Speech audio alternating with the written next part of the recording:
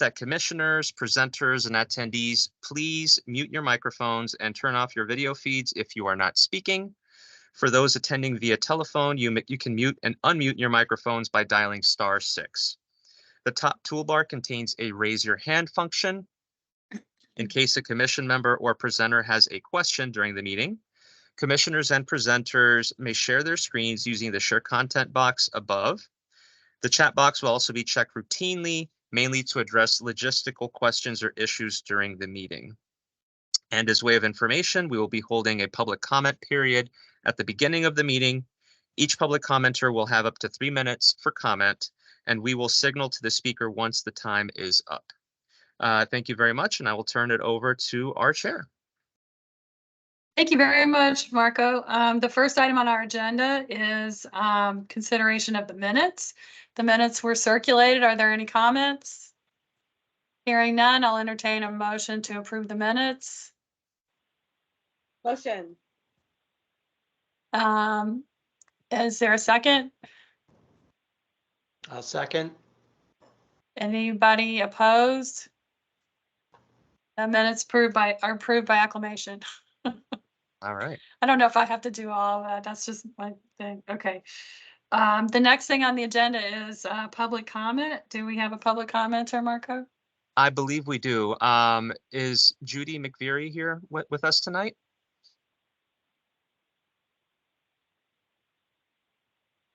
Not seeing any. Judy, are you on the line for our meeting tonight? Marco, one thing I noticed this because sometimes I'll join from the website.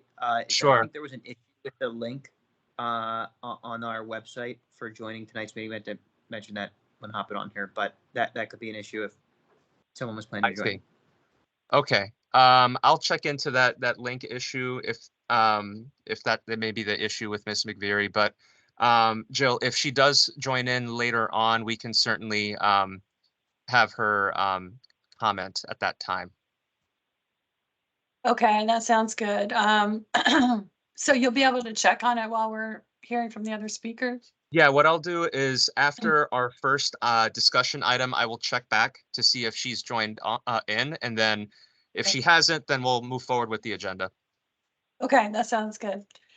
Okay, so next up on the agenda is a presentation and discussion with I want to get the title right, Arlington County Climate Policy and Coordination Chief, Bill Egger.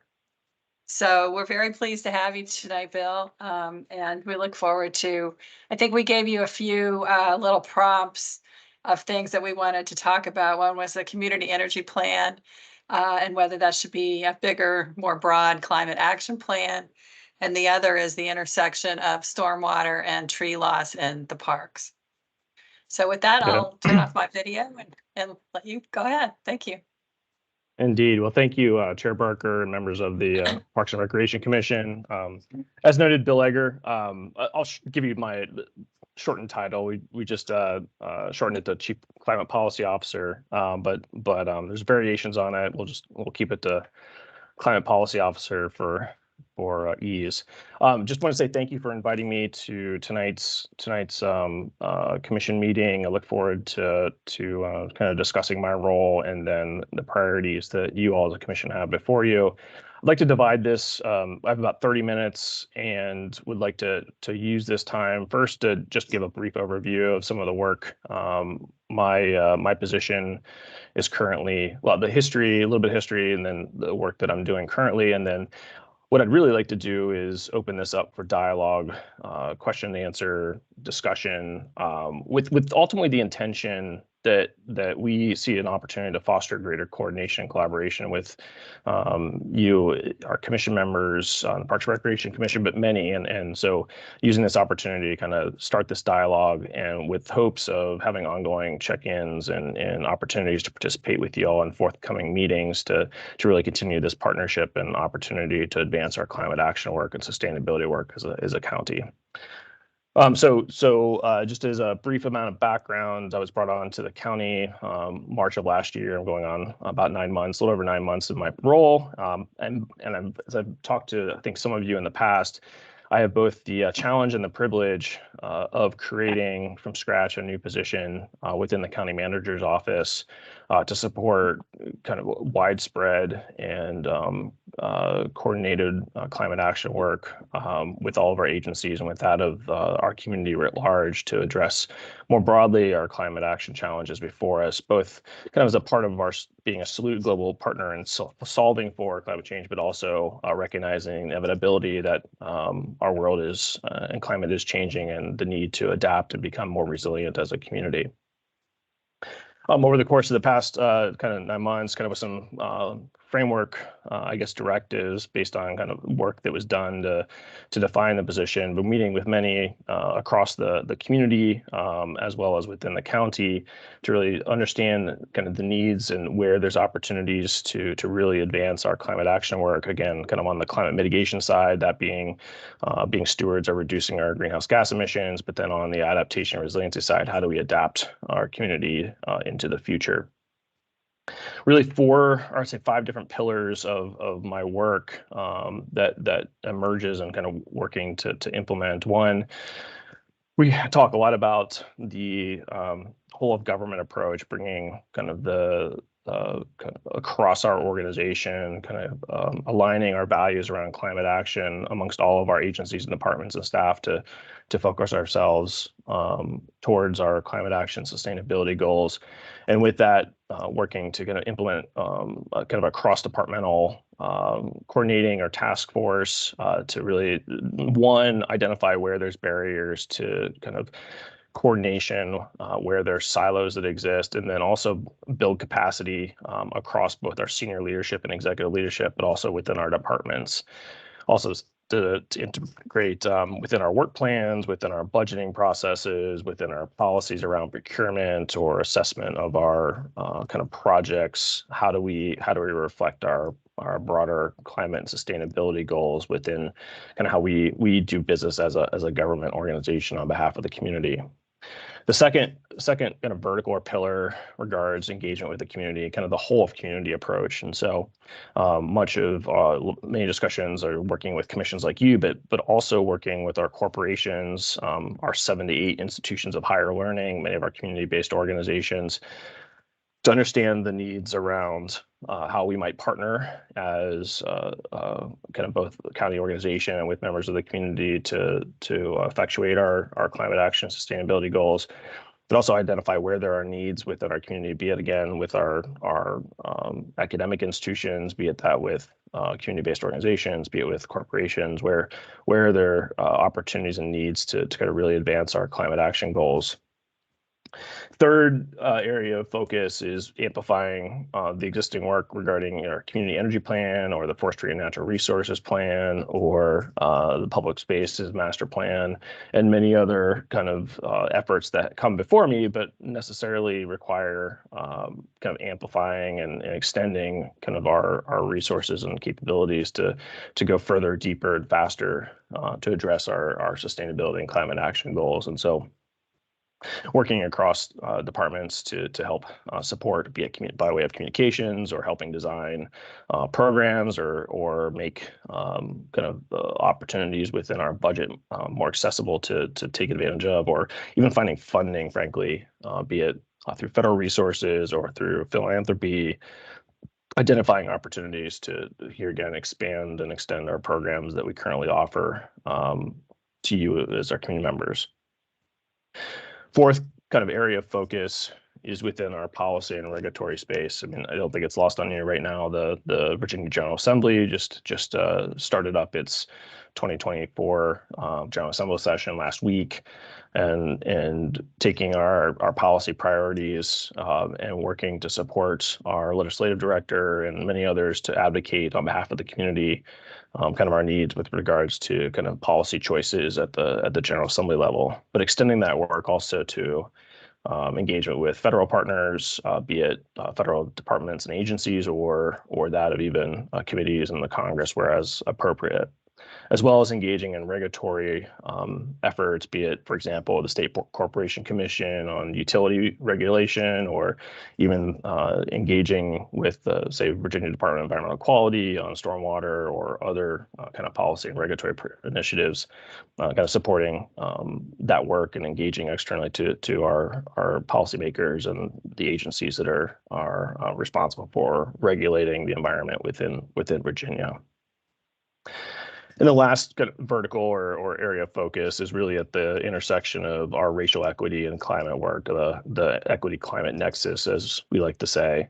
And for example, as we as a county think about advancing our work on equitable development within the context of our comprehensive plan, really bringing both the perspective of integration of our climate action values, but also how that intersects with supporting many of our community, either again, race or social equity needs to kind of how we think about our comprehensive plan into the future is just one example. But also as we think about opportunities around environmental justice and engaging with many of our members of our community who are advancing and advocating on behalf of environmental justice or climate justice impacts. How do we think about kind of again the outcomes that relate to both how we think about our climate values and sustainability values in the context of supporting many throughout our community to advance our racial equity priorities as well. And so with that, those are kind of the 5 particular areas of focus I have right now, and kind of working to implement in partnership with our executive team, partnership with the board, and then partnership across departments, including the Department of Parks and Recreation and many, not only kind of Marco's team, but others.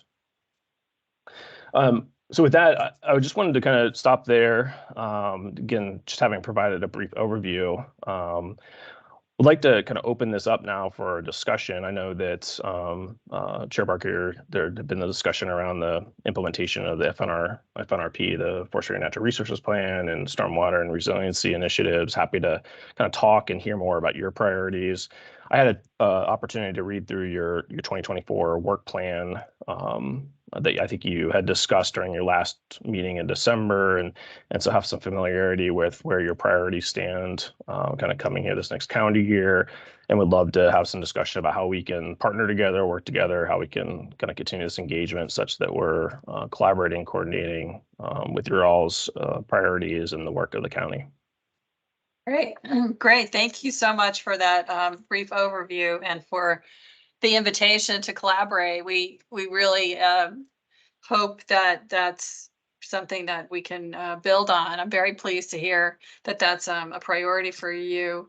And in fact, there's something very top of mind that just came up at the last this, all these acronyms in Arlington. It's called NRJAG, Natural Resources Joint Advisory Group. Yep, it's been around for quite a long time, but it's now being discussed that it might be disbanded because now the Forestry and Natural Resources Plan is completed. That's the rationale. Those of us that have served on it and who want to serve on it, like there's a waiting list of people who really want to serve on that. And I think you've presented to that group before. Yep. The value of it is it's a very generative discussion that's had almost every time. I mean, it's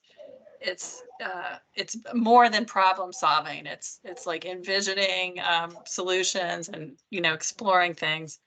So if that were to go away from the Department of Parks and Recreation, one of the things that's top of my mind is whether that might fit nicely under your purview. To convene those 3 commissions to do some of the same kind of work. But I mean, I'm hitting you that cold, so I don't expect you to say yes or no, like on the spot. But it is something that did kind of cross my mind because when you were hired, when we were figuring out, when we were asking for your position to be created, I'll put it that way, a long time ago. We were very interested in this whole of government approach, and that also underlies the the issue that we have about whether the CEP should actually be turned into a climate action plan. Yeah. So Well, I'm happy to anyway, have- those are two things to start with, if you want to start with Yeah. those. Yeah. So let me start with the NRJAG, and I had the privilege to speak with NRJAG, I think last summer or late last summer, at some point in time. And I had spoken to Caroline not too long ago. We've been having kind of coffee informally to kind of hear more priorities and just keep engagement going, particularly as the FNRP had started to come to a fruition and was seeking kind of the approval and the adoption of the board. All this is to say that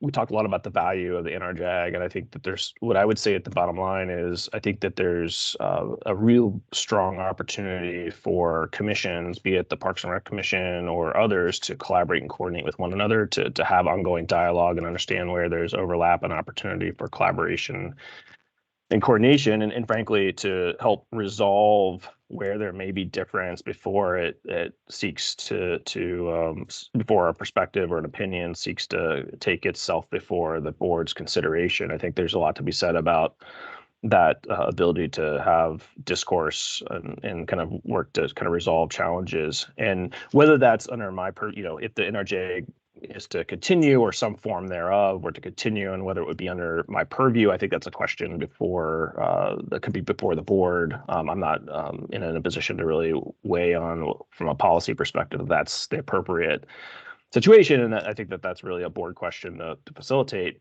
But all said, I would say that there's a part of my role that can help facilitate these cross-commission discussions when it comes to challenging or thorny trade-offs amongst policy choices that reflect our climate action and sustainability goals. And I'm a big believer that there's no free lunch, and that there always are trade-offs, and every commission might have a different perspective on an issue that could use some facilitation to understand the deeper and more complex issues at hand and how we might resolve them, and then flush those out amongst kind of the brain trust that exists amongst our commissions. So just to say, I'm one big believer in the cross commission collaboration and discourse. Two is, if there's a way that my role can support those discussions, I think that's a great opportunity to help facilitate in the context of climate sustainability initiatives. That's a great role for my role to help support. And then three, ultimately just say that, that comes down to a board discussion about whether or not, say the NRJAG or some variation thereof in the future persists. But I think that there's certainly opportunity to work together there. Right. I mean, especially when you're looking at climate as a whole, other commissions come into play. Sure. Like, for example, the Transportation Commission, that's Absolutely. a big one. Pedestrian Safety Commission, Housing Commission, making sure, and then the Planning Commission. So, Yep. But Yeah. but that leads me right into the next issue that I wanted to talk to you about, which is, elevating the climate within the comprehensive plan of the whole county up to the same level that we got the forestry and natural resources plan. I mean, that would be a really great outcome. And so I know you've gotten a letter already from at least one commission, or the county board has. Do you have views about that? We've had discussion here at the commission. So why don't you say a few words, and then after that, I'm going to open it up, because I know some of the commissioners have issues about that too. Yeah. Well, a few thoughts. I mean, it is the trend that taking on a more comprehensive approach to climate action planning, be it, again, on the energy side and related to greenhouse gas emissions, or kind of on adaptation, the trend is to take a more expansive approach. So number one, I think that's whether we call it the community energy plan and reflect kind of a more broad climate action planning process, that could be fleshed out. But having led a climate action planning process, a comprehensive climate action planning process in another jurisdiction, I'm quite clear on the value proposition of understanding both sides of the ledger, so to speak, when it comes to our climate action and sustainability work. And so this is just to say that, I firmly believe that comprehensive approach is quite valuable for our community to take into consideration, because ultimately too, you're thinking about various, it is in some ways both comprehensive, but also there are trade-offs and challenges one has to reconcile with both kind of mitigating our greenhouse gas emissions, for example, as well as taking into account kind of what the future may hold in the way of adapting and becoming a more resilient community. It's also to say that whether or not I would argue that in many cases, the comprehensive plan does acknowledge both sides of the ledger as we speak, right? I mean, I'm not saying that it's complete or comprehensive, but just to say, for example, we acknowledge, in the Forestry and Natural Resources Plan, the contributions of our urban tree canopy and natural resource management as a means to climate adaptation solutions, be it stormwater, be it urban heat island, be it mitigation of those two being the predominant, but just having kind of greater influence on our broader community's resiliency. Now, whether we then say, well, we need to package that comprehensively together, that's where, as we go through the comprehensive plan update process that's launching here in the not too distant future, bringing that into kind of more of a coherent, consistent way, I think is certainly one way to approach that.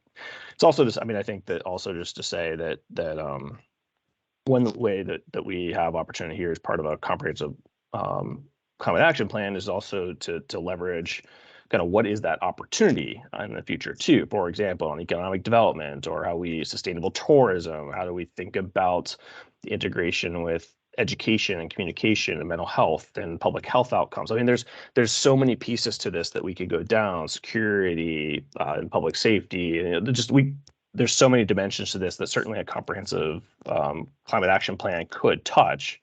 And that I think as a community, we have to come together and say, well, what is to the extent, what is the universe for which we want to talk about with regards to our climate action work? And I think that that's a venue that we could do that. Right now, as we go into, so the community energy plan just completed its the first 2 years of its implementation cycle, and we have a lot of successes, as has been noted in the media and elsewhere, about how we've been able to accomplish so much in so little time. And we're moving into years 3 through 5, which here again contemplates the next update cycle to the community energy plan. And I think discourse amongst you and the C2E2 and the Forestry and Natural Resources Commission and the Housing Commission and Planning Commission to identify what are the breadth of needs when it comes to a kind of a comprehensive climate action plan. I think this is the time that this is available to discuss and figure out what does that look like and what could we facilitate. Now, all that said, too, I have to be realistic here. I work for a county organization, and be realistic that resources are scarce. And so we have to be discerning about what the extent of a climate action plan looks like in the context of what we can accomplish. But just to say, I think we do need to look at how all the linkages between what we do as a county and how we relate to our community's kind of well-being and the outcomes we seek on behalf of our community. We have to think about like all those intersections and how we might reflect them within kind of a broader planning effort. Okay. Thank you so much for that. I see Shruti has her hand up, and I'm sure other people will too. So Shruti, calling you now. Yeah, sure. I can go now. Thank you so much, Bill, for meeting with us, kind of explaining what your priorities. It's been great to just in what you said, even to understand how deeply you understand what we are looking for in terms of comprehensive action here. But I want to underline that I really agree with what Jill said, and both the need for Energag, but also the need for more formalization of processes around climate action specifically. And I think it kind of, I want to take it one step further and say that once we can get some things more formalized as climate policy and comprehensive climate policy in our area, we can start to tie it to some of our key objectives that exist formally in other parts of the county as well. And I think one of our main pain points lately has been land acquisition and the county's lack of proactive nature towards land acquisition, both in their recent decision to not set aside some funding for bespoke land acquisition needs in a closed session, but also in the historical nature of just not adding a lot of open public space, period, to our repertoire recently. So, yeah, I kind of love to hear you talk a little bit about how land acquisition kind of falls, where that falls within your priorities or your action plans looking at 2024 and beyond. But also just the comment that more broadly, like, it's important for us as well. Yeah. Yeah. Thank you. Well, yeah, it's a great question. I'm going to give you a somewhat dissatisfying answer, is that I have not been involved in those conversations to date. So I can't really, I can only speak from just a general awareness of that as a concern, and more broadly that open space and kind of the scarcity of, or the scarcity of ability to expand our open space, it is of challenge to the county. And so this is just, I'll be very clear. I don't have a deep knowledge on all the details of the county just yet. That's certainly something that I can take under my purview and think about or investigate further. I just don't have the background so far. What I would say to though is I'd be curious, and maybe we can take this to kind of another discussion, or take this discussion offline, so I can better understand the perspectives, because it's just not something I'm again deeply steeped in. Just understanding where you have seen challenge, where there's kind of where this notion of a pain point exists, and why you state that. I would just need to better understand all the dimensions of the issue before I could even kind of competently discuss it with you all. Again, I know the issue as a generality. I don't know the specifics, and so that's happy to have that discussion and kind of use this, use our time wisely tonight, but have time to talk with you and others about what that looks like and what we may think about. That sounds like a great idea for some sort of follow-up in the near future. Thank you for that. Yeah.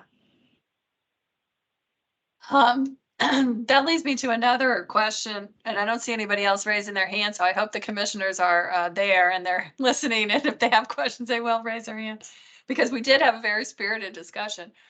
Are there anything's coming up in the budget? So one of our big jobs is to review the budget and provide comments on whether the priorities are being addressed the right way. Is there anything about the budget that we should have on our radar screen with respect to what's going on in your office? I mean, you sit underneath the county manager, so it's a little different. You don't have a department or anything. So tell us a little bit about how that works and all that. Yeah. So let me, I'm still learning myself. So having been a part of, I would say, local government budgeting processes elsewhere, I understand budget processes as a generality, and kind of, every jurisdiction has a slightly different approach to how they consider budget prioritization and allocation of resources. One thing to note, and this is not lost on anybody here, I think for maybe one of the first times in a long time is that this will be a challenging budget year for many reasons, but not limited to the extraordinary kind of vacancy rate of our commercial office inventory, and how that's impacting kind of overall tax revenues. And so I think this year will be just, I'm going to be pretty honest about it. It's going to be a tough year as far as budget allocations are concerned, given all the priorities that we have as a county, and there's no lack of them given such an active and a forward-thinking community. So let me put that aside, because that's the reality. Let's back out the other side. So from a process perspective, right now, it's just to say that all of our agencies and departments are putting forward their operating budget. And as many of you know, as maybe all of you know, we have both operating and a capital budget. right now is a principal focus on the operating budget, with the capital budget planning cycle to be coming forward in the next couple months. And on the operating budget side, there's been discussion of, many percentage decrease or, reductions, again, just as a kind of a, to think about our budget in the context of like austerity measures. We have to continue to provide core services to you all: public safety, waste and management, and stormwater management, and so on and so forth. So right now, all of that is kind of being presented to the county manager about what our kind of the budget's going to look like. And I think it's at the end of February is when that will come about. At the end of December, I think you likely all were subject to kind of budget prioritization surveys that we had put forward to the community, both kind of online, but also through a pretty comprehensive engagement out in the community, pop-ups and whatnot, to hear people's priorities from there. I have not seen the compilation of those results yet thus far, and I think they're kind of still preliminary. But it's also say that we use those kind of metrics of from that survey instrument to really define how we think about where at the margin, in some cases, where we put $1 versus another. You can probably imagine that many fall into safe and secure communities, so that is supporting our public safety community, as well as schools being another priority area. And so all I can say right now is that that process is kind of flushing its way out. I don't have all the details. I've listened in, had the privilege to comment on a few, just acknowledging that every dollar we spend has some sustainability or climate impact, be it positive or negative. And it could be from the dimension of mitigating greenhouse gas emissions or increasing them. On the other side, it can make us more resilient or not. And there's never a clear way to kind of evaluate that without in some objective form, but it's acknowledging that at some point there are trade-offs and there are net effects that we have to think about, just providing comment, if nothing else, on what that looks like. There is trend, and we are working through research on, and I know a priority of this commission is, evaluating ecosystem resources and services appropriately, and how when we invest in our natural resource infrastructure or infrastructure as a whole, that kind of the services they provide writ large be taken into consideration. There's discussion about how we might do so in a more rigorous fashion, not necessarily this year, but kind of in forthcoming years as we think about how we might integrate into our overall budget process. So this is just to say that there are these discussions having about how do we evaluate some of these priorities in investments in a way that's appropriate. And that's just on the operating side. Capital budget too, be it investments in our building infrastructure, our transportation system, open space, park amenities. Again, they all have some net effect that we have to take into account. And we look forward. I think we've exercised through our racial equity work, taking a lens to how our investments impact how we approach our values around racial equity and social equity. I think just another iteration of this into the future is we take from our sustainability and climate lens to bear within our budget process. It's not like in an official capacity this year, but the hope and what we want to see work towards is in the future years to how we might roll something out like that. It's pretty nascent work nationally and globally, but we're learning from, for example, the likes of New York City and Oslo and who else? London has issued kind of budget guidance that reflects these kind of net effects and how you value ecosystem services, for example. And we're kind of watching those processes to learn and how we might roll them out here kind of in a local fashion. I love that. Do you have enough money to do that work? That's the question. No, but we should put something in the budget for that. I mean, maybe. Yeah, there's always interest in more resources to do some of this work for sure, but yeah. Well, I mean, maybe in future years. Yeah. So yeah, so it comes up all the time though. I mean, I've been having this conversation in my head for years now about, and you know, one of the places that comes up, frankly, and in the letter that we shared with you is the letter that we sent about the Gulf Branch Nature Center project. And and not really that project, but what that project doesn't cover, as well as what it does cover. So if I went and hiked down the area from Military Road down to the river, and the same thing is true at Potomac Overlook Park and many other parks, where there's just a scouring of the stream bed, and the trees are losing their root systems, and um, you know, we've got to do something. And of course, the first priority has got to be, and I don't dispute that one at all, that we've got to keep the wastewater pipes that are underneath the streams sealed. But at what stage, and this is a rhetorical question, but at what stage is it just as big a crisis that we're going to lose all these trees if we don't make some mitigation to the stormwater scouring off the stream bed? And you know, I think we're just going to have to. I think we're coming to a head. I guess is what I'm trying to say. So I don't know if you had any chance to think about that, but at some stage we've got to take a look at how we are prioritizing things and make sure that whatever we're doing is having the net positive effect on the environment. But I don't know if there's a systemic way to do that, except if we were to have a climate action plan, perhaps we would at least be having the discussion.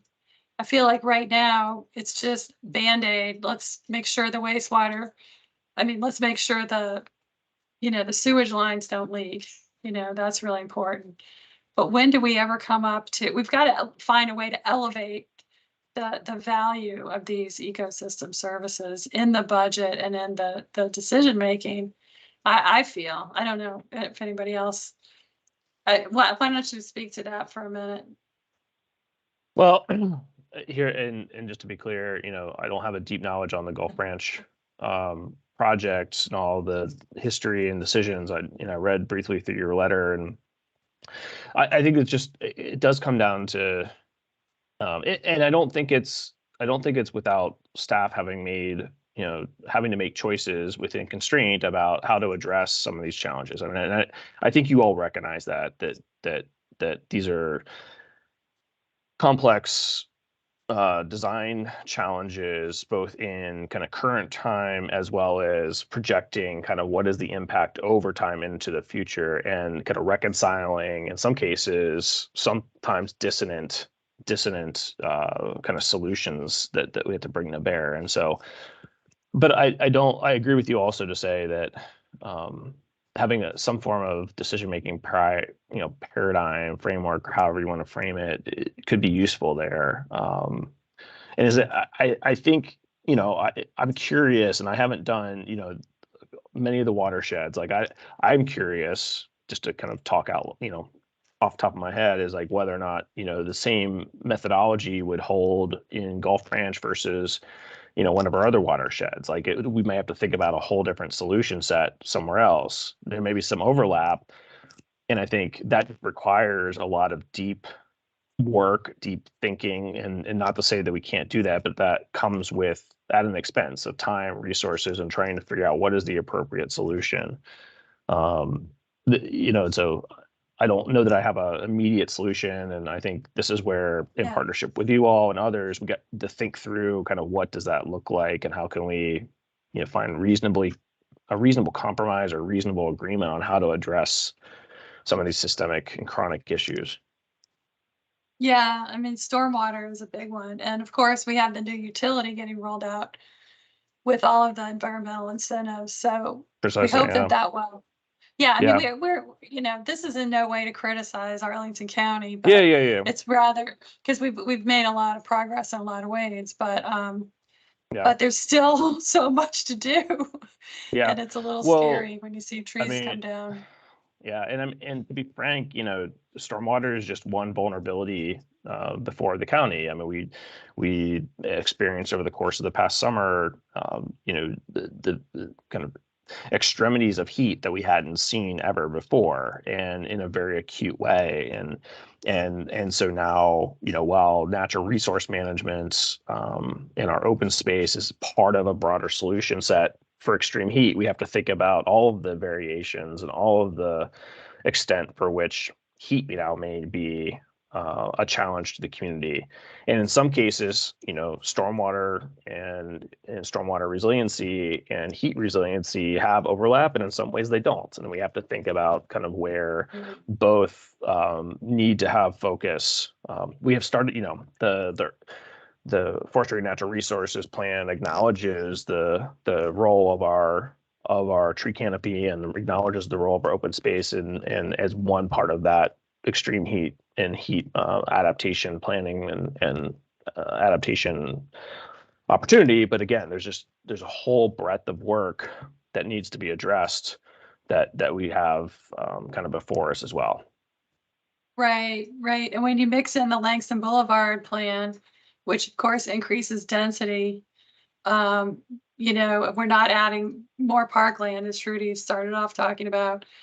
It just intensifies the tension. So Yeah, certainly and acknowledge the tension of the community when it comes to the conversations around density. It's not lost on me any stretch of the imagination, and there's both good reasons for increasing density, and there's also not so great reasons for density, and there's a lot of give and take that comes with that.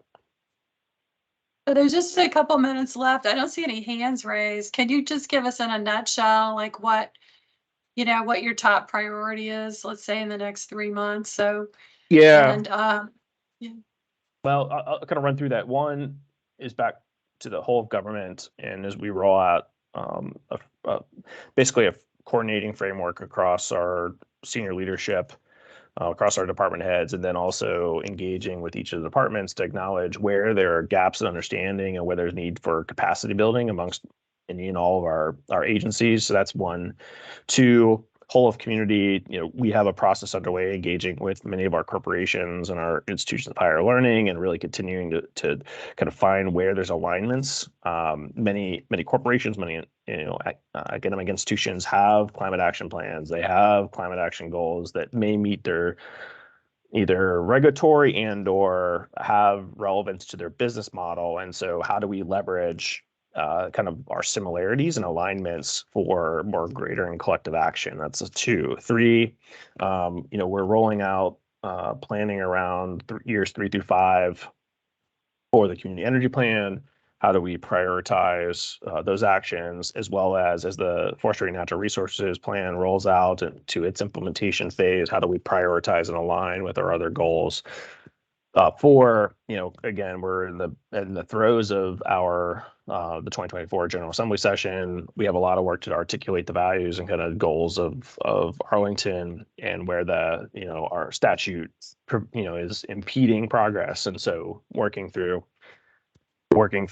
kind of our legislative processes to help advocate in that context. And then 5, as we roll out the comprehensive plan update process, how do we kind of make that alignment with our climate action goals, equity, and kind of more broadly, as you can acknowledge, a comprehensive climate action framework within the context of our comp plan.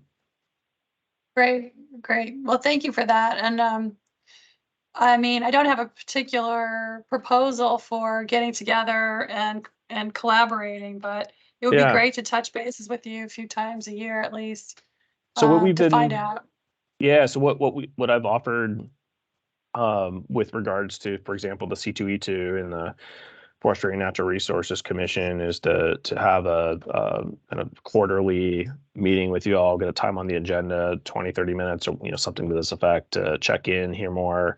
And then Chair Barker have been doing with others. If you'd like to kind of meet for coffee, talk about priorities in advance of that, so we can kind of schedule and make sure it's good use of time for when we meet with the commission. Would enjoy kind of having that ongoing dialogue as well. That'd be great. Yeah, I look forward to that. Let's plan on it. Excellent. And then Thank just you. as a, just a broad offer, feel free to, any of the commission members, please feel free to reach out. And, love to grab coffee or just talk any of your priorities outside of the commission. Shruti, if you'd like to talk more about the pain points regarding land acquisition, certainly would be open to learning more from your all's perspectives, kind of what that looks like and what the needs are and such, so I better understand kind of more comprehensively the challenge and the opportunity. Great. Thank you. All right. If nobody else has anything to say, going one last time. Okay. Well, thank you so much for coming, Bill, and Yeah. we look forward to meeting you again soon. Yeah, wonderful. Thank you. In person or on Zoom. Yeah. Yeah, and thank you, Marco, for the invitation, and look forward to. I'll touch base with you next week about next steps. Okay, sounds good. Thank you. Awesome. Thanks, everybody. Thank you. Chair Barker, before we move forward, I did want to acknowledge, just to see if Judy McVeary, or if we have any other folks that have joined in, if there are any public commenters at this meeting. Just wanted to give another opportunity for that. All right. Hearing none, I think we can move forward to the next agenda item. Great, thank you, Marco. And that will be the presentation and discussion on the athletic field availability project. And it's DPR's Gregory Anseline. I hope I'm not mispronouncing that. No, you got it exactly right. Thank you. Great. Thank you for coming. Absolutely. So good evening, and actually, sorry, let me share my screen with the presentation.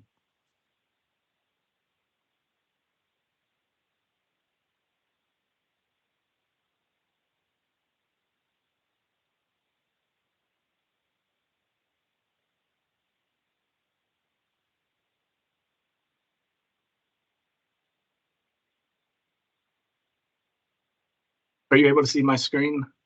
Yes, we can. Great.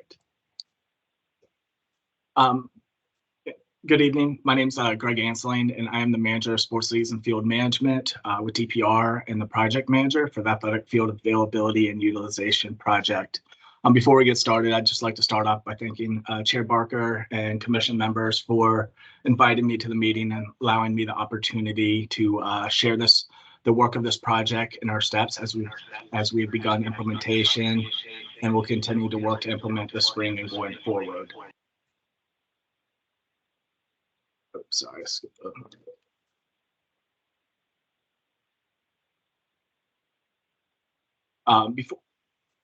Just to go through, the project purpose was to develop field availability framework to better understand field utilization, to improve data on the current use and assess future athletic field needs.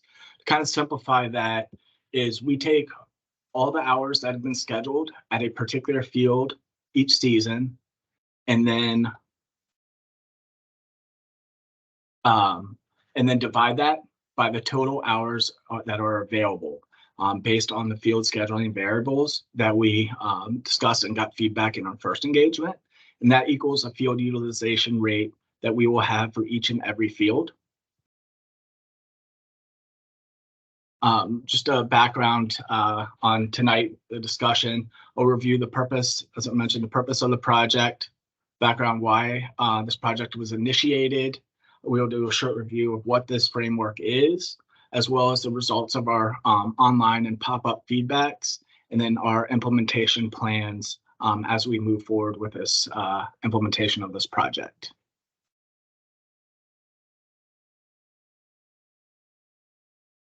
So as part of the Public Spaces Master Plan, this was one of, as you may know, it's one of the 11 elements of the county's comprehensive plan. When the plan was adopted, the county board provided strategic direction for several areas, including priority action 4, 1.2.5, which was to, keep skipping on me, which was to improve data on the current use and allow us to better assess future athletic field needs.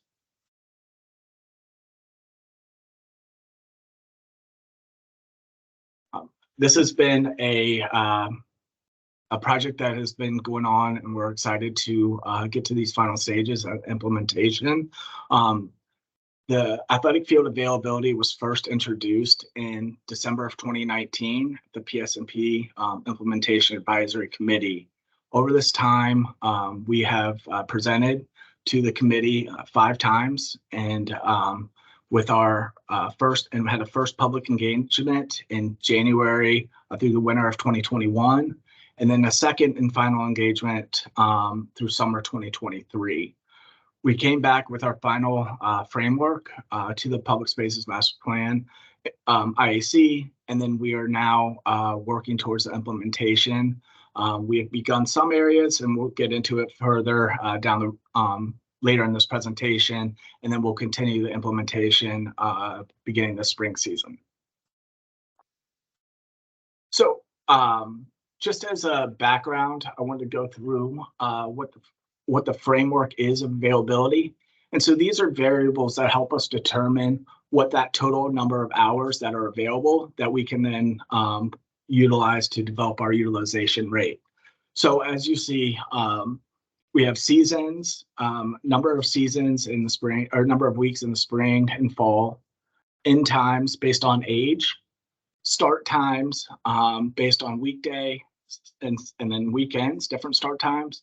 And then end times, we have our end times on lighted fields. Obviously, our end times on unlit fields are variable. And so what is the end time changes by month based on daylight savings and sunset. And so we now have an ability to measure through all of these, what is the total of hours available at each individual field. And just kind of give an example for lighted fields, Barcroft number 1, for example, is primarily a youth diamond field. And so the agreed upon time is 9 p.m. And then if you compare that to Gunston number 1 and a primarily adult diamond field, that end time is 11 p.m.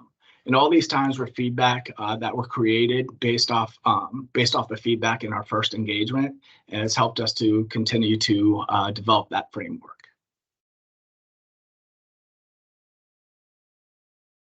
So moving on to the second engagement, we had over 321 online participants, and through those we had received 225 comments. We also held pop-ups at several locations throughout the county, at Rocky Run Park, Gunston Park, Barcroft, and Tyrrell Hill, to ensure we were able to get feedback across the board. And we had over 60 participants participate in those pop-ups. Online, our age range, as you can see, we had a wide variety of age range. And then we were also able to measure based on race and ethnicity. And how individuals utilize fields in Arlington. Are you a neighbor of a field? Are you a parent of a player? Do you drop in for both athletic and then non-athletic purposes? Are you a coach? Or you're just interested in this topic? So one of the questions that we asked is, are you comfortable with the framework that we had that we shared and its ability to meet the project goal? And generally what we heard is yes, people are comfortable or have no opinion. We did see some themes in our responses. Lights, both for and against additional lights. It's kind of a hot topic of on both sides of the aisle.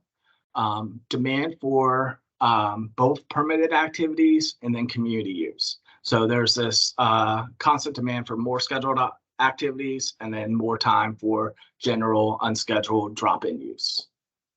And then there's some comments regarding balance between sports. Is there one sport that's getting more scheduling than others? But generally, again, we received very comfortable, or people were comfortable with our approach.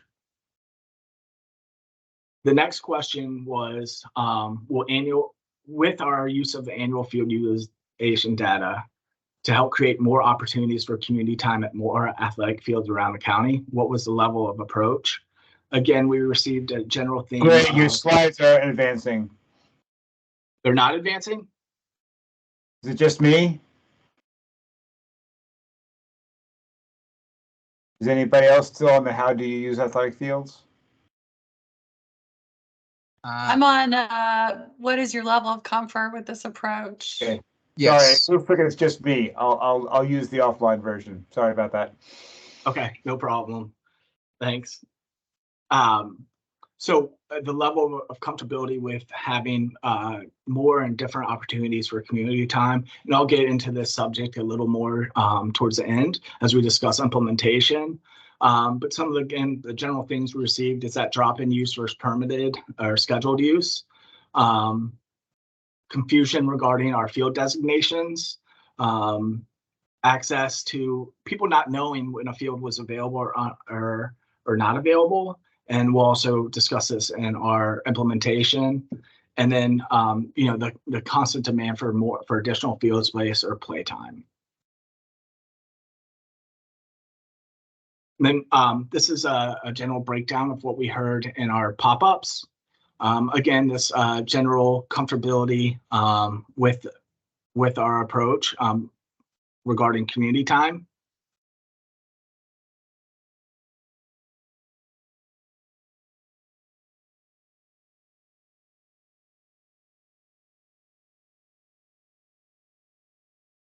And then now implementation, which is where we're at this moment. Some of the big areas is, of course, we've begun the implementation. And one is to eliminate the drop-in field classification. And for those who don't know, currently we have several fields throughout the county. There are 7 fields that are considered drop-in fields. So like Barcroft Park, number 5, Gunston, number 3, Virginia Highlands, number 1. And these fields originally, their purpose was to only be available for unscheduled activities.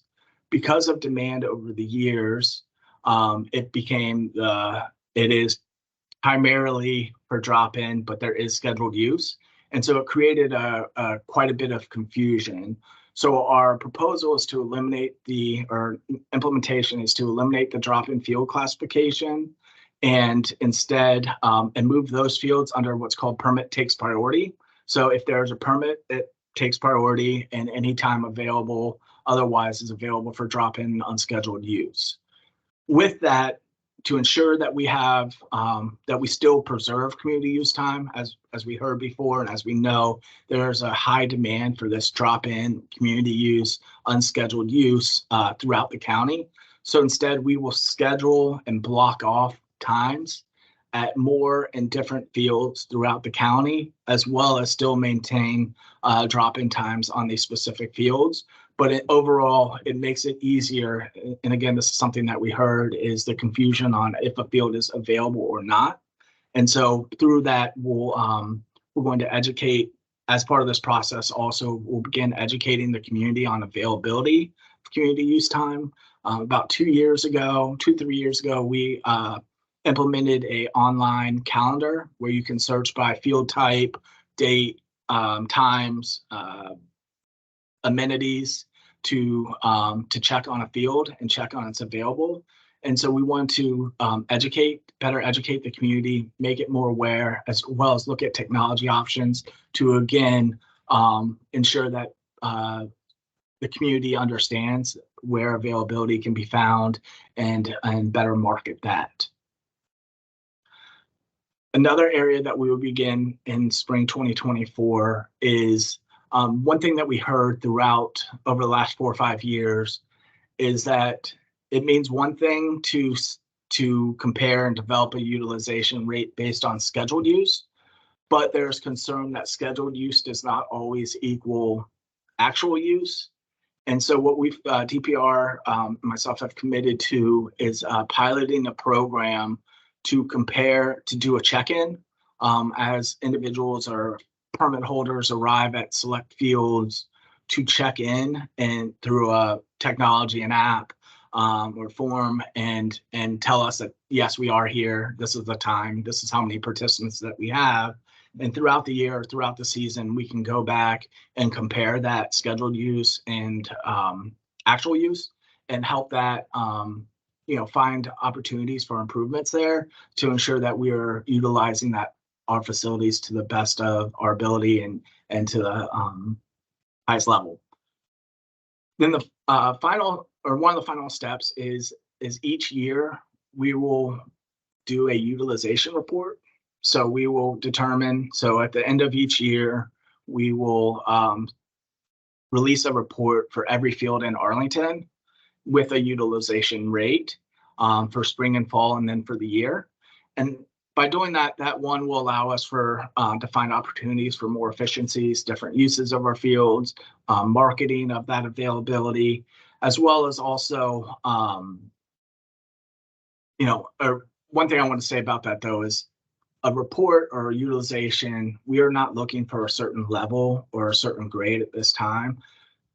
All fields are very important to us and serve an important asset and serve an important purpose. Some fields based on age, size, amenities, type of field, size of the field, all will impact its scheduled use, but there's still significant amount importance to it being available for other types of drop-in, community time, programming, and other activities there. So we'll work to find opportunities for efficiencies as we move through. That is the end of my presentation. I'm here to answer any questions and help if there's any clarification needed. I appreciate it. Great, thank you so much for that presentation. So I was just wondering, what are we doing or what are you guys doing to keep track of those who wish they could use a field and aren't able to? So that we can know over time, is the problem getting worse? How much worse is it getting? And so we can think about ways of addressing that. It's really great to find out that you're working on efficiencies and I think the app, that's a really great idea. For people when they check in, and I assume that the marketing thing is similar to what you can do for a park. You can go on the website if you want to have a party at a park or whatever. You can go down this list and it tells you. So I'm assuming is that what you're talking about for fields as well? Yeah, absolutely. And being able to link again to that calendar will play a really important role, but making it, I think we found it's more of a secret than what we have hoped to. So I think really looking at increasing that community knowledge of it so it can get better use and really be an asset. So that's great. Thank you for that. But then, so what are we doing to keep track of the people who wish they could have used a field and they weren't able to? Is there anything at all on that? Sure. So I think there's, we do not currently have a process set up to track people that cannot use the field.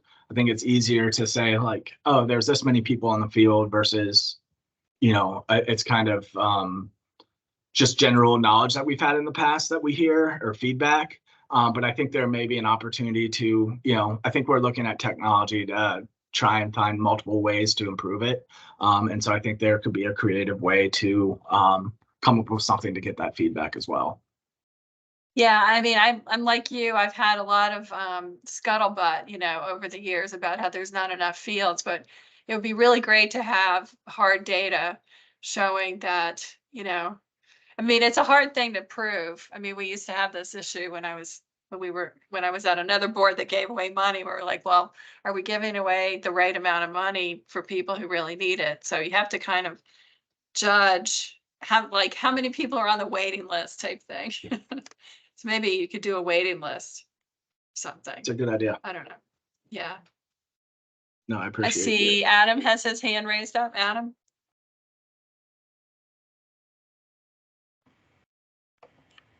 There we go. Adam, Hey, Greg. there you go. Okay. So I have so many questions. So if I see some other people who have questions, so I'll keep it to a couple now, and then I'll let people come back, and then I can just come back and ask more. I'm sure you're surprised about all those questions. But first, I have an observation. I'm curious. So 20-something% of people said they use the fields for non-athletic purposes, and these are athletic fields. So I assume you guys didn't dig into what those other purposes were. Is that correct? So yeah, it didn't have any free forms associated with that. I will say, kind of as we have marketed, especially ever since the COVID, is that if it is not being utilized, it is available for drop-in unorganized use of groups 10 or less. So I think of it as like families out flying a kite, utilizing it. And utilizing it that way, or having a picnic, or hanging out just in the open space. But we do not have any specifics. Okay. Well, I can tell you what I suspect based on observations that I've obtained from people, and that is people using it to walk and exercise their canine companions, which is technically not a use for athletic fields that we have. But it is something I think that needs to be considered, because they're not meant for that purpose, and they do damage the fields that sometimes get blamed, or the groups might get blamed for those things. So it's just something to be aware of out there. So a couple more questions, and I'll let someone else go. You describe how you're going to use the data to create more opportunities for community use. Can you describe what that means in practice? What do you mean by you're going to use the data to figure out where you can give community more use? So I think as we pull the annual report of our utilization rates, that we can find times that are less popular, maybe for a league or for organized activities, or outside of during the school day, or many different times that we can find to increase that utilization, or just make available, that doesn't take away from our organizations, but makes that field more efficiently used. So when it's not being used for sports. Okay. And then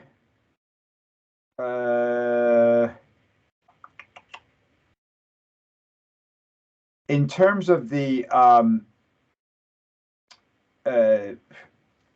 group usage of, there isn't much you say about evaluation of how groups and which groups are using the fields. And I know there's been some, I don't want to say conflict, but certainly some issues with, nonprofit youth groups using the fields versus for-profit groups using the field. I know you guys have been working hard to kind of work that out, but can you say anything about how that is going to, you're going to continue evaluating that, how that's going to fit into what you're doing with this utilization study? Yeah, so kind of in a way a separate, I get the, it comes to utilization, but we'll be working towards over the next year of renewing our MOAs and processes with our leagues on allocations. That work began several years ago. And then as this, the field availability and utilization topic came up, we said we were going to put a hold on that until we could get this figured out, and then, give us a better understanding of what is available, what is not. But I do not expect that we are going to change any of our allocation procedures of that. We have our partner leagues, our DPR internal APS facilities, spaces and programs get scheduled first, then our DPR partner leagues, and then we start moving after that. So I do not expect any of that to change, but I think it just gives us a better understanding what is available for both community use and scheduled use in the future. Thanks. Okay, I'll stop for now and let someone else. Thanks, Thank you. Adam. It's always good to hear from you. Shruti is up next. I have a nice little numbering Yeah. system now for my Yeah, hands. yeah. Thank you, Jill, and thank you, Greg. I really appreciate how evidence-based you guys are being, and not only to increase efficiencies, but to seek public impact to make those efficiencies realized. I wanted to actually piggyback on one of Adam's points, and Adam, keep them coming. Like, there's no reason not to at this point. But I looked at that 20% of non-athletic use and said, does that not provide additional feedback and rationale, again, for us to use on our side as indicative of a need for 20% more public space or more use of public open space in what is intended to be mixed use space in those communities where we saw that percentage being quite high. Perhaps that is a rationale that we can use in saying that we deserve to advocate for, 20% of participants using our athletic fields who clearly need a place to fly their kite. That's not an athletic field, right?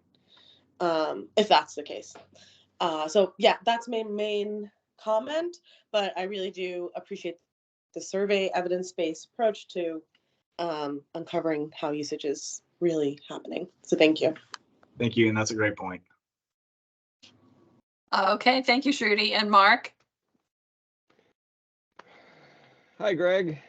Hey, Mark. I'm gonna take my cover off my camera here. All right. So, looking at your presentation, I'm going to start with one of your graphs here. The breakdown by race. Does that give you any concerns that you didn't really get a clear understanding of the entire cross section of the county? It would have been interesting also to have determined a general location of the participants. Did you have that data available? So we do have by zip code. I think generally, yes, I would have definitely liked to see greater participation across the board and a wider variety there. I think it's unfortunately probably consistent with what we see in many of our online surveys. And I think one of the reasons why we really wanted to make sure that we did our pop-ups and offer an in-person opportunity and meet people. So we were at several different parks throughout the county. And also where we know that there is a lot of, because this question at the pop-up that we had was really dedicated to community time and drop-in use. We wanted to have it at a wide variety of locations and where it is heavily used by drop-in and community use. So, we tried to kind of expecting that may be the case based on previous experiences, provide additional opportunities. Okay, so you do have the data by zip code. Yeah. I think it would be interesting to see that breakdown as well. Okay. So you're going to eliminate the drop-in classification for the fields that currently have it, like Barcroft and Gunston and Virginia Highlands. Does that mean you're going to be spreading out that, even though you won't have that classification anymore, will you be spreading out the opportunity to have community use of a wider variety of the athletic fields in the county, rather than limited to those that were particularly designated a drop-in? That's correct. So one, and I think as I mentioned in it, the current use and the way the drop-in fields were being utilized was very confusing. We were often having people show up and, it's listed as a drop-in field, but it was being scheduled. So we wanted to help, resolve that confusion. And then we wanted to be able to provide more opportunities at more locations. And so we want to preserve and guarantee that there will be time at different places throughout the county. Sort of along those lines, I don't know if this is sort of would be requiring a policy change, but along with that, if you're going to spread out the opportunity to play on athletic fields that weren't particularly drop-in or community use, the county shuts down and locks up all of the bathroom facilities at many of the parks currently during the winter. Would this policy have any effect on those facilities, or at least some of them being open during the winter, if those parks are now designated as community use during the winter time? Yeah, and just to confirm, it would not necessarily be a field or a park would be developed. It would have some times. So one field may have more days than the other. I think that's something that we need to take into consideration as we schedule too, is are those amenities available? Is this, the type of field? About 2 years ago, we expanded our natural grass fields that we keep open for drop-in and unscheduled use during the winter. Those cool season type fields that wouldn't take the damage as like a Bermuda during the winter when when the grass is dormant. So I think that's building onto that and then adding in, but I think that needs to be taken into consideration of availability and where we schedule those. I don't know for sure if that will allow us to open up more bathrooms during the winter or keep more. Some of it is based on use, and then some of it is also based on they don't have heat, and so we have to winterize them for the winter. So there are several factors that come into play. Okay. Lastly, you're going to be tracking scheduled usage versus actual usage. Will that be classified in any way, specifically the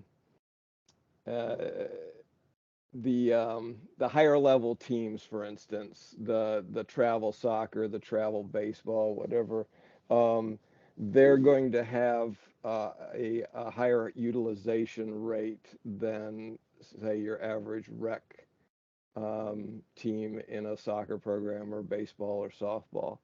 So will there be some way of tracking those specifically so that you're not penalizing the non-competitive teams in your calculation of utilization rate? Because in the end, if you could end up with saying, well, we don't need these many fields for this level of play, and then you've now deprived the lower level teams of access to quality facilities. Yeah, I think so. This will be the first time that we're doing anything like this. I think generally, our plan is to base it just based on we're going to start with a couple organizations at a select number of fields and keep it basic of number of participants and organization that they're with, but not get into type of program, whether it's travel or rec, but utilize, just get a understanding of that rate. And is it something that we can expand on, continue? Has it been worthwhile, or is the information just maybe very inaccurate as well? And we have to try something else to figure that out. But I think taking that first step and trying to determine it, but I don't ever foresee this as a punitive program, but instead to get us a better understanding of how it's utilizing, and so that we can add this into our arsenal of data and to, again, make better and more efficient use of our fields. Okay. That's my last question. Thanks, Mark. Sorry, I'm on mute. Okay. Thank you, Mark. Those are good questions. Next up, we have Adam again. Sorry about that. No, don't apologize. Is there anybody else who had questions before I do round two? I swear this will be my No, last. your only limit now is time. Right. Well, and people's patience, of course. So I'm going to pick up a little bit on where Mark left off. So I want to understand a little bit more about this check-in process. I know a few years ago when you first started doing this, there was a kind of a DPR would drop in randomly on fields and see if it was being used. What's going to be different? You talked about an app. You talked about the technology. How do you envision this actually working? What the check-in process? We do not feel that it is sustainable to utilize staff to check in and track numbers. I don't think it's an efficient use of staff time, nor is, they can't, especially, we have 2 rovers, particularly that work the entire county, answer calls, open facilities. And so to get consistent numbers would be extremely difficult without increasing staffing. And so I think the ultimate, what we are moving forward with is an app-based program, so that a coach can, like, you can scan a QR code, enter it in real quick at the start of practice, and let us know what time they're there, how many kids are practicing with them, is it a game or practice, and then we'll track that at the end of the season, compare that with our scheduled use. Okay, and how do you plan on making sure that coaches are doing this? They're actually going to scan the QR code and do that, because if they don't, that means you're not going to have the indication that they were actually there doing. Well, coaches have a lot going on, and I think that's something, is a concern. But again, I think that's why we just want to pilot this to start small, and we may not get the data that we're kind of expecting, or that we just know is not right. I think it would be pretty evident if people are not checking in versus not utilizing it. And so I think it's just something that we have to try. And then if there's opportunities for adjustments, I think as we get started too, we may learn some things. And is there ways to make it easier? Is there, something different that we can do, or does it not work? But I think we just want to get trying to see, because I think it can give some important information. Sure. Yeah. It sounds to me like a good attempt at trying to do that without, as you said, using a lot of staff time, because that's both your most expensive resource, but also your in some ways your most scarce resource that you have is there for people. I encourage you to reach out to the groups and use their I should say help engage them in the process of working with coaches to do it, because I think that they're probably going to, not to say that DPR isn't a priority for them, but they're going to probably be more likely to do something if their league is telling them to do it. So just definitely encourage you to make sure you're reaching out and being very clear with the groups that this is not meant to be penalizing them, but that this will help get more reliable data about actual usage on there. One more question and then one suggestion. So one of the challenges of RecTrack is keeping it up to date. And so if you're going to be using that and making that available and educating, trying to get people to use it more, what are you doing on the back end to make sure that that information is accurate when people look at it? It's a good question. And I think we've come a long ways in terms of accuracy in RecTrack, but there is still some more work to do. I think it's really just, we need to emphasize both to our staff that input reservations and receive them from the leagues, and also working with the leagues to ensure that, it's a partnership, right? And I think we both have a role in helping to ensure it, and then also working with the community to help understand the usage and maybe have a better expectation of what can happen, but what we're trying to prevent to happen, what goes into it. Okay. Yeah, and maybe another way to I have two suggestions on that. So one is providing a way for people to give you feedback when it's wrong.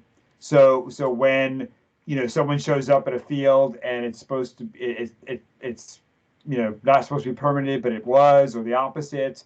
Maybe to the same kind of QR code process, they can do it with their phone. This way you have again a way of checking the accuracy of the data that you're putting out there by letting people provide you with that kind of feedback. And then my next suggestion is related. One way that you might make that more visible is putting a link to the schedule for that field on the field page on the website, so that people looking at the website, they can look and look, I can find out when it's being used, when it's not being used, just by clicking on a link from the website to go there. Just another way to make it more visible to people who may not be aware of it. I think that's it for now. Thanks. I also think it's adding signage or the QR codes to on the sites, at the fields or on the fences, to help make it easier too, because not everyone goes to the website. So I think there are several things that we can do. We can have the whole fence filled with QR codes. Hopefully just one QR code. I don't know how attractive that will be, but that's an interesting suggestion. Mark, your hand is still up, but I think that's from leftover because I have my little number system. So I think you were prior. Okay. All right. Okay, so that seems like it's it. Gregory, thank you so much for the great presentation and for the good discussion, everybody. So we'll look forward to starting to get the results, I guess, when are you going to come back? In about a year, I guess? Yeah, that'd probably be we'll have our utilization rates at that point for the year and have gone through some of the pilots. So I think we could give good updates on where we're at that point. Okay, that'd be welcome. And if something comes up in the meantime, I'm sure Marco will let us know, or we can call you back. So of course.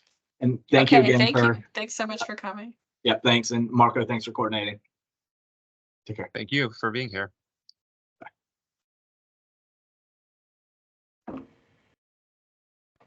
Okay, looks like our next topic is staff report. All right, thank you, Jill. No further updates related to the staff reports that were sent to the commission last week, but I did want to acknowledge that the understanding will be that the PRC and the Sports Commission will meet jointly on Tuesday, February 20th. That is actually on the same date that we would normally meet. We will be meeting at tentatively right now at LeBaron Community Center at the multipurpose room over there, and we'll provide further details as the time comes via email within the agenda and everything else. So as a reminder for those particular meetings, there will not be any separate PRC or Sports Commission business acknowledged for that meeting. So we'll have joint agenda topics for the PRC and the Sports Commission. We won't be providing our monthly staff reports for staff, nor will there be commission member reports collected. So we'll be resuming all of those activities again during the PRC's March meeting. And that's consistent with what we did last year. Okay. And I think I see Adam's hand is up as well. Yeah, just a quick note. Last year there were a lot of technology issues. Yes. So and it was that level run. So making sure that someone's checking in and making sure we don't end up with the same.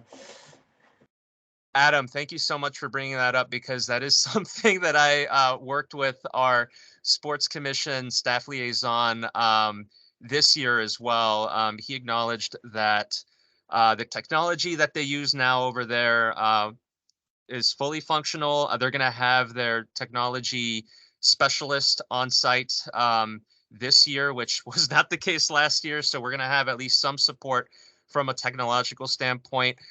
If there is any issue beforehand, and I'm going to make sure myself and the Sports Commission staff liaison to test the equipment prior to the meeting, however many weeks before, and also prior to the meeting on the day of, just to make sure that everything is working efficiently and as well as possible. So thank you, Adam, for mentioning that. That was a question I had, and we are working to work through that.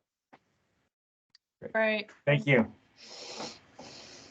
Is there any more in the staff report? Because I think I'll go ahead and bring up the issue of what topics do we want to bring up for that joint meeting?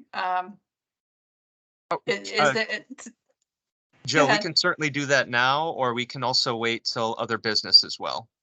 Yeah, maybe we should do that. Why don't we do that? Okay, next topic is commissioner member reports. Is there any further update than what was sent around? I would like to address a few things. So if anybody has anything to say, please raise your hand. I don't see any hands. I put out a request today to Nelson and Alex asking if they would be the Bill Thomas award, volunteer award co-chairs. And so I haven't heard back. So I'm assuming that means yes. Just kidding. Yeah, no, absolutely, Jill. I'm on that again this year for sure. Oh, that's wonderful. Thank you so much, Nelson. And I think Alex is having some technical problems, so he may get back to us later. But the thought is that we're going to be short. Another item that's I'll just mention now is that Sarah is going to be leaving the commission, sadly. So we're going to be needing to recruit new members. And if we get another new member, we would like them to seat them on that committee so that they could roll into the system that we have of taking it over the following year. So if Nelson and Alex would be willing to do that, that would be great. Marco, you had another one or two things? Yes. We have 3 items. Just wanted to acknowledge the NSTA site, which is 1840 Wilson Boulevard. It's a site plan review. I believe we had Sarah actually as the primary contact for that, and Commissioner Neil Hunter as a secondary. I don't see Neil on the call today, so we may need to circle back on that, Jill, for another day. Thirdly, we have the Brookfield TSA 12th Street Landing site plan review. That's at 601 and 701 12th Street South. I believe we previously identified you, Chair Barker, and Commissioner Shinners as the secondary accordingly. Just wanted to confirm if that is the case. Well, we let, what I told Matt was it would be myself, Shruti, and Sarah. Okay. But Sarah's now leaving, and Gary said that he would be willing to do it. So I think we should substitute Gary's name for Sarah's. Is that still good with you, Sarah, Gary? Yep, works for me. Thank you. Great. Thank you. Okay, so we'll do that. And then finally, we have the, this is something that our chair sent last week, which was the Barcroft Apartments land use analysis process. That's the property that's bound by Columbia Pike, South 4 Mile Run Drive, and South George Mason Drive. It's a huge piece of property. I believe we had talked about, or I think it was discussed that Commissioner Dimter would be the primary on that, and then we would need a secondary to participate in that process as well. Right, Nelson, you raised your hand. Is that okay? Are you still okay with that? Yeah, of course. Okay, and then is anybody else interested in being the secondary? Adam? You're buzzing or something. What? Your circle is turning purple sometimes. Oh, Not you. All right, well, we'll have to get another volunteer to back up Nelson. So everybody think about that. And then one other that I just thought of, but I think this is just a confirmation that I think Gary had I I think, volunteered to be this commission's representative at the Forestry and Natural Resources Commission as well. Is that Just still wanted to good acknowledge that. with you, Gary? Yep. Yeah, I can't Okay, wait to okay. work with them. Great, Yeah, thank you. it's a great group. Okay, thank you so much. Mhm. And that is Okay, are we it done for with- the assignments. Yep. Okay, so we're done with other business now? So yes, I mean, we're done with ready for other the- business now? Yes, we're finished with the commission member reports. Related to other business, I wanted to apologize beforehand to you, Chair Barker and Vice Chair Koopa. I did receive the 2023 and 2024 Plan of Action year-end report. Unfortunately, I did not send them out in December, but we will retroactively send them out this month. So thank you very much, Trudy, for working on updating those letters. And I'll go ahead and I'll make those adjustments as soon as I receive them. So thank you for that. Great, thank you. All right, and now it's time to talk about the joint PRC and Sports Commission meeting. The big things that, so Jane Rudolph will be there, and the big things that will be discussed by her and that we will be very anxious to hear about are the budget as well as the capital plan. So last time that took up, I would say, 80% of the meeting, and the rest of it was on pickleball. So I don't know how much opportunity there will be to bring up other subjects, but I'd like to know what you would like to talk about if we have the opportunity. I see Trudy's hand is up. Oh, Shruti, please go ahead. Yeah, I'm going to be direct. I personally don't want to talk about pickleball that much. I don't think there's much for us to talk about.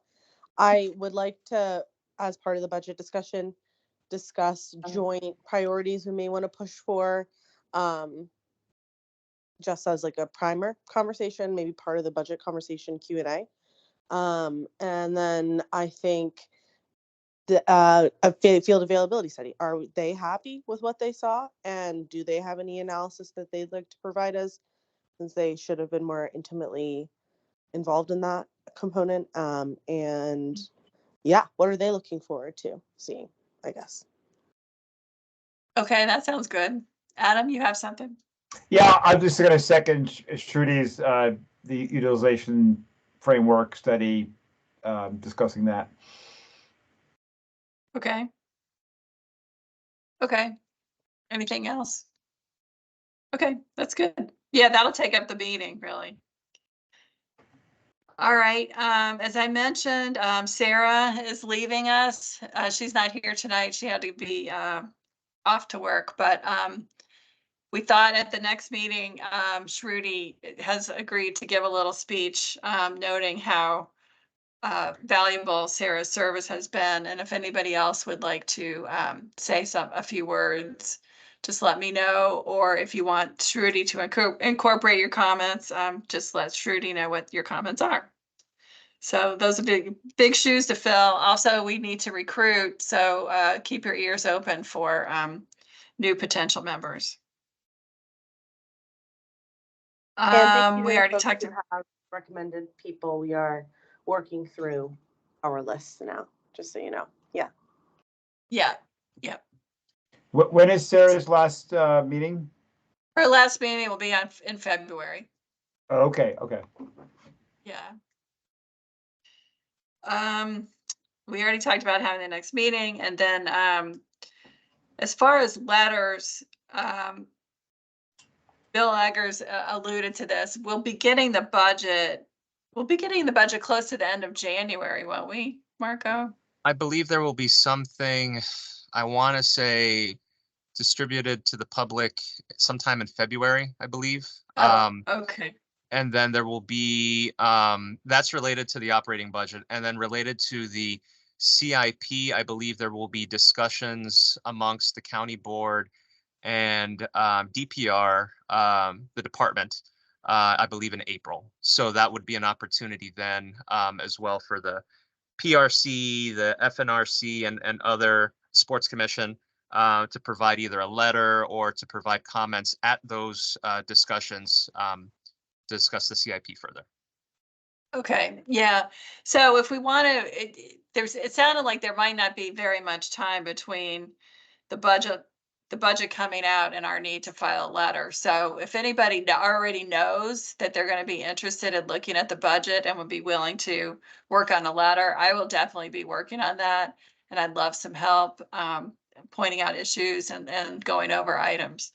So if you think you might be interested in working on the budget letter, please let me know. Anybody know right now? Jill, I'd be happy to be an editor. Okay, thank you. So do we know how much time there's, I mean, are we gonna have, I guess we're not gonna have our meeting in February because of the sports commission. Right. So, is there gonna be an opportunity for us to discuss it as a group before we have to send in? I don't exactly know. I mean, I just want to be ready. I don't want to miss our chance. I think we It should may be end up, using- we have to do it by email. I don't know. Shruti? Yeah. I think we should also use our time during that joint sports commission meeting to get our main points on down. Like we should be organized during that time. Yeah, we'll have a copy of the budget before that meeting, I believe. Okay.